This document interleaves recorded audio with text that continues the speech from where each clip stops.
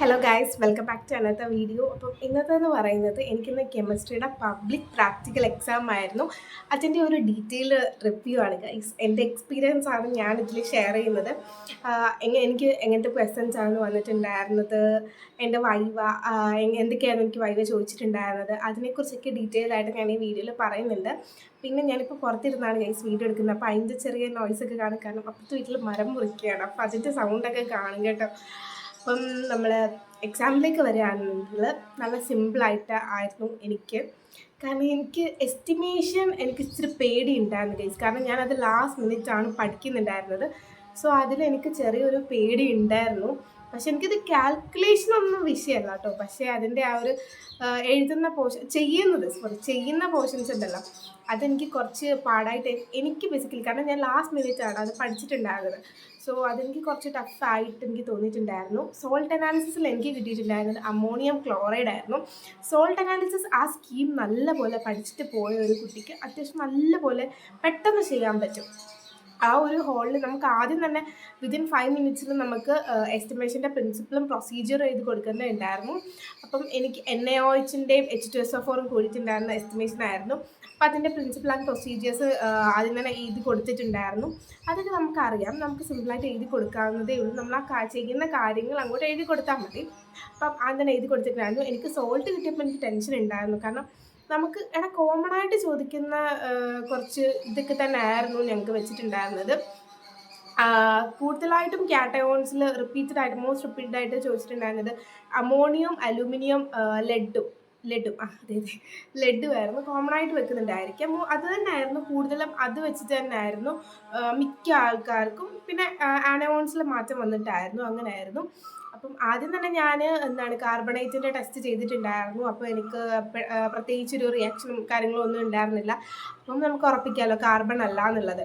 പിന്നെ എനിക്ക് ഒരു ഊഹം ഉണ്ടായിരുന്നു ക്ലോറൈഡ് ആയിരിക്കാം എന്നുള്ളത്.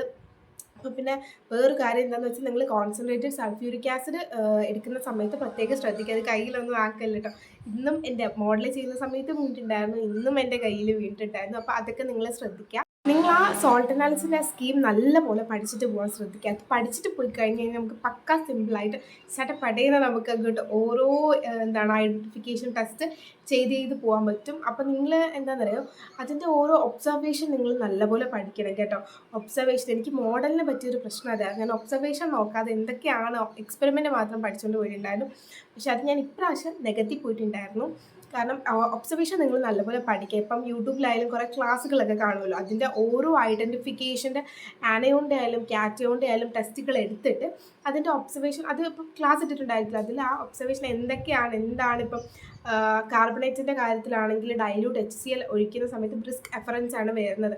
അതെങ്ങനെയാണ്, അത് കാര്യങ്ങൾ നിങ്ങൾ ഒബ്സർവേഷൻ നല്ലപോലെ നോക്കി പഠിച്ചിട്ട് പോവുക. അപ്പം നിങ്ങൾക്ക് നല്ലപോലെ പെട്ടെന്ന് നിങ്ങൾക്ക് അപ്പോൾ ഉറപ്പിക്കാൻ പറ്റും ബ്രിസ്ക് റെഫറൻസ് വന്നിട്ടില്ല. അപ്പോൾ നിങ്ങൾക്ക് ഉറപ്പിക്കാം കാർബണേറ്റിൻ്റെ ആബ്സെൻസ് ആണെന്നുള്ളത്. അപ്പം അങ്ങനെ നിങ്ങൾ ഓരോന്നും കംപ്ലീറ്റ് ആയിട്ട് പഠിച്ചിട്ട് പോവുക. കാറ്റയോൺസിൻ്റെ കാര്യത്തിൽ എനിക്ക് തോന്നുന്നു എല്ലായിടത്തും എനിക്ക് 6 ഗ്രൂപ്പില്ലേ, 6 ഗ്രൂപ്പ്. അതിൽ എല്ലാ സ്കൂളിലും മിക്കതും പല സ്കൂളിലും പല രീതിയിലായിരിക്കും. ഞങ്ങൾക്കിപ്പം എല്ലാം പഠിക്കേണ്ടായിരുന്നു. അതിൽ കുറച്ച് മാത്രം പഠിച്ചാൽ മതിയായിരുന്നു. അപ്പം അങ്ങനെയൊക്കെ ഉണ്ടായിരുന്നുള്ളൂ. അതുകൊണ്ട് എനിക്ക് കുഴപ്പമില്ലായിരുന്നു. എനിക്കറിയാമായിരുന്നു മിക്കവാറും ഒന്നെങ്കിൽ അമോണിയോ അല്ലെങ്കിൽ അലൂമിനിയം ആയിരിക്കും കൂടുതലും കിട്ടാൻ ചാൻസ് എന്ന്. എന്തായാലും എല്ലാം സോൾട്ട് അനാലിസിസ് നല്ല പോലെ ചെയ്ത് പഠിച്ച സ്കീമും കൂടെ പഠിച്ചു പോയതുകൊണ്ട് ഭയങ്കര സിമ്പിളായിരുന്നു. എനിക്ക് വൈവ ചോദിച്ചിട്ടുണ്ടായിരുന്നത് ആ സെയിം തന്നെ ആയിരുന്നു. ഇപ്പോൾ എനിക്ക് കിട്ടിയത് ആനയോണിൽ ക്ലോറൈഡ് ആയിരുന്നു. ക്ലോറൈഡിൻ്റെ പ്രിപ്പറേഷനും കൺഫർമേറ്ററി എന്നോട് പറയാൻ പറഞ്ഞു. കാറ്റയോണിൽ കിട്ടിയിട്ടുണ്ടായിരുന്നത് അമോണിയ ആയിരുന്നു. അതിൻ്റെ ഐഡൻറ്റിഫിക്കേഷൻ ടെസ്റ്റും കൺഫർമേറ്ററി എന്തുമായിരുന്നു എന്നോട് വൈവ ചോദിച്ചിട്ടുണ്ടായിരുന്നത്. അത് ഞാൻ പറഞ്ഞു കൊടുത്തിട്ടുണ്ടായിരുന്നു. അതേപോലെ തന്നെ പിന്നെ അതുകൊണ്ട് സോൾട്ട് അനാലിസിസ് എനിക്ക് അത്യാവശ്യം നല്ല സിമ്പിളായിട്ടാണ് കേട്ടോ തോന്നിയത്. എസ്റ്റിമേഷനിൽ എനിക്ക് വരുന്ന ഏറ്റവും വലിയ പ്രശ്നം എന്താണെന്നറിയാമോ, നമ്മളിപ്പം പിപ്പറ്റ് ചെയ്തെടുക്കുമല്ലോ, അതിലെപ്പോഴും എനിക്ക് വായിക്കാൻ തോന്നും. അതെനിക്ക് എപ്പോഴും പറ്റുന്ന, മോഡൽ ചെയ്തപ്പോഴും അത് തന്നെയായിരുന്നു പ്രശ്നം. ഈ എക്സാമിനും എനിക്ക് പറ്റിയിട്ടുണ്ടായിരുന്നു. പിപ്പറ്റ് ചെയ്തപ്പോൾ ഉള്ളിലോട്ട് കയറി പോയിട്ടുണ്ടായിരുന്നു. തന്നെ പെട്ടെന്ന് തന്നെ ഞാൻ പോയി വായൊക്കെ കഴുകിയിട്ടുണ്ടായിരുന്നു കേസ്. എനിക്ക് പേടിയുണ്ടായിരുന്നു, പക്ഷെ കുഴപ്പമില്ല. അത് പിപ്പറ്റ് ചെയ്യുന്നതിലാണ് എനിക്ക് എപ്പോഴും പ്രശ്നം പറ്റാറുള്ളത്. അത് മാത്രമല്ല, നമ്മൾ ഫിനോൾഫ്തലിൻ ഇൻഡിക്കേറ്റർ ആഡ് ചെയ്തിട്ട് അത് ആ ഒരു പിങ്ക് കളർ ഡിസപ്പിയർ ആവാൻ വേണ്ടിയിട്ട് നമ്മൾ ആസിഡ് വെച്ച് ടൈട്രേറ്റ് ചെയ്യല്ലോ, ആ ടൈമിൽ എനിക്ക് എപ്പോഴും ആ വാല്യൂ കൂടെ ശ്രദ്ധിക്കാൻ അത് ഭയങ്കര ഒരു പ്രശ്നമായിട്ട് എനിക്ക് ഫീൽ ചെയ്തിട്ടുണ്ടായിരുന്നു.